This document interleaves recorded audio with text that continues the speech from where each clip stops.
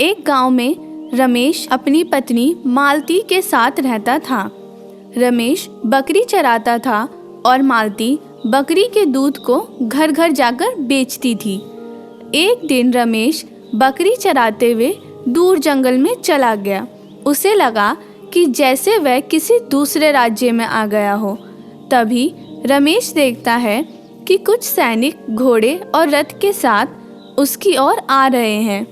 रमेश तुरंत एक झाड़ी में छिप जाता है और वह देखता है कि सारे सैनिक एक पेड़ के सामने रुकते हैं। उसमें से एक सैनिक पेड़ पर चढ़ जाता है और पेड़ पर एक शाखा को खींचता है। तभी पेड़ में एक दरवाज़ा खुलता है और सभी सैनिक रथ से सोना निकालकर पेड़ के अंदर ले जाकर रख देते हैं। यह सारी चीज़ें रमेश झाड़ी में बैठा बैठा देख रहा था। जब सारे सैनिक वापस चले जाते हैं तो रमेश उस पेड़ पर चढ़कर उसी शाखा को खींचता है।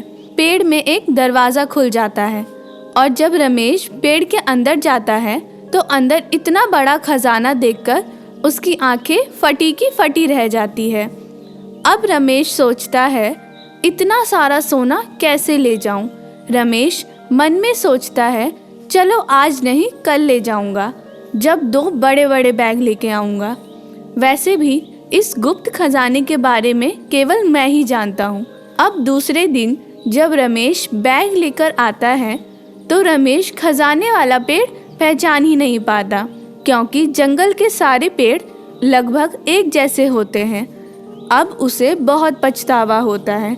फिर वह रोज आकर झाड़ी में छुप के बैठ जाता है और सैनिकों के आने का इंतजार करता है।